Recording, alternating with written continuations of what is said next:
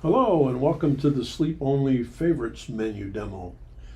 When you get the app downloaded, you're going to notice there are over 120 different pleasing sounds to listen to, but you're not going to like them all.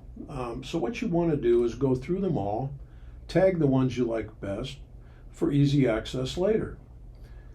That's why we've added the favorites menu. And let me show you quickly how you would do that.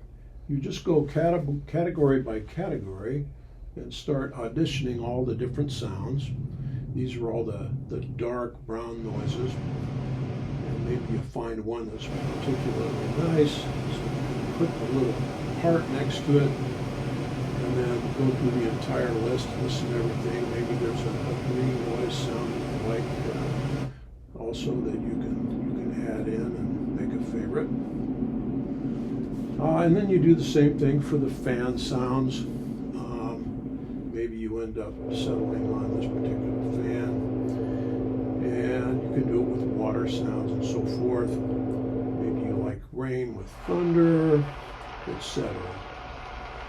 Then, after you've gone through all the sounds and selected the ones you like best, the second icon from the left on the bottom is the favorites menu, and you can see them all cataloged here for easy use later.